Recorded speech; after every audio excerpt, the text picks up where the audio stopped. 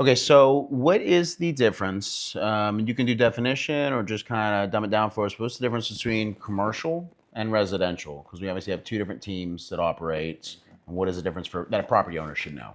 There's actually a lot of confusion about that for property owners. Somebody will have a fleet or stable or whatever you want to call it of single family dwellings that they lease out.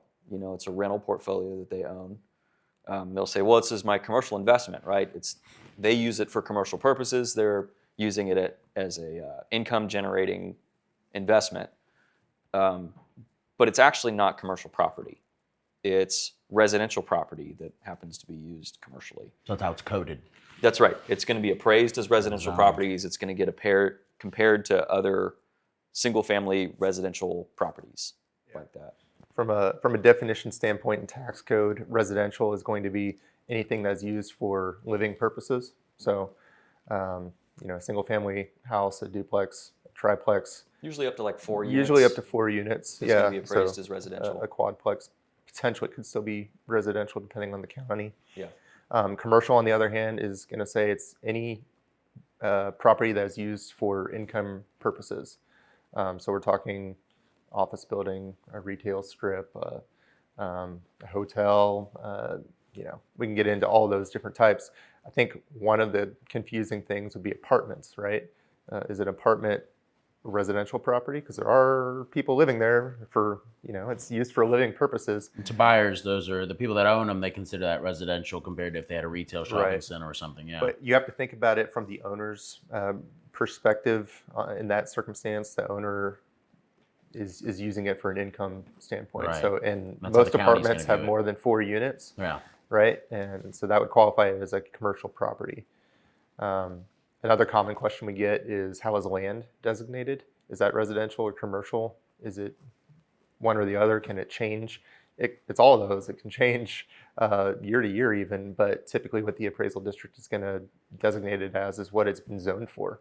Okay. So if it's in a neighborhood full of houses, it's a vacant lot, that is a residential vacant lot. If it's on a normal business district area, it's a vacant parking lot or something, that's going to be a commercial piece of land. Now, those two things are valued. I mean, they're valued differently.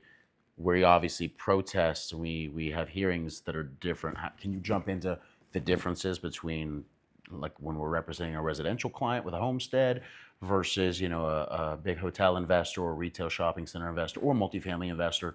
What's the difference in what we're doing on commercial? Yeah, from a commercial standpoint, you are looking at 3 different approaches for valuation, being income, equitable analysis or equity, and then cost. Income is going to be based on what a property could receive in income and then multiplied out by a cap rate. I don't want to get too specific on that, but we're talking kind of highest and best use. Is this property being used to its highest and best use from an income standpoint for whatever type of property it is, whether that's retail, office, whatever the situation is. So that's your income approach. Equitable analysis, we've hit it on a lot. That is, is it being equally appraised to other like buildings, like properties? The last one is cost. And that's exactly how it sounds. What would it take to rebuild that property to exactly the same characteristics as it currently is, and then take away depreciation for age or whatnot? Those are your 3 factors for a commercial hearing. And it's a little different for residential. Yeah, I mean, it's got some of the same components, but it's a little simpler. Usually, most residential hearings are just going to be based on, all right, what is the market doing for the properties most similar to yours in the most similar area? We have a process that we go through, just like the appraisal district does, of making value adjustments and equalizations between property differences. We're going to do that on the market side. Then we're going to look at the fair and equal side, the equity of appraisal side you mentioned, and make sure that you're being compared fairly to your most similar neighbors, and that all those property differences are equalized, and that ultimately your value is equitable between you and your most similar neighbors. For you guys, when you're doing here, what's the most effective method for getting reductions too. A lot of clients when we request financials and they don't really understand how that's relevant or how important that is income the most important method of appraisal for us when we're trying to fight with values? It's going to vary a ton by county. It's going to vary a ton by region within the county and the type of property that it is. And that goes for Right. commercial and residential. And the only way you'll really know that is by having a ton of experience doing this. Right. But go ahead and say what you're No, going to I say. was going to say income approach I think is the most compelling in most counties. And I'm glad you said you broke it down by on the county level. Some counties do not care up front what your income says, and that's right. when we have to really get nuanced in our approach to fighting their value. Or even potentially file, an after hearing appeal as well. Income is probably going to be the most compelling on a income producing property. So we want the financials from the owner. That's going to be your rent roll for the previous year and your profit and loss statement. That goes a long way. That shows very specific information about your property, instead of having to use just general market analysis. Yeah, on the residential side, it's usually going to be pretty market driven. And being able to break down a value speak the same language that the appraisal district does in terms of value adjustments. A lot of people will hire their realtor to come in and run a comparative market analysis for them, then pull some comps and that sort of thing. What the realtor doesn't know is that every one of those comps is a different building class. Some of them cross neighborhood boundaries. As appraised by the appraisal district, we can see all that sort of thing. We know how to adjust for it. And making a really fine-tuned comparative analysis for your property based on the most similar properties and making the proper value adjustments between them. Because maybe you have a fireplace, maybe you have 3 fireplaces and your neighbor has 1.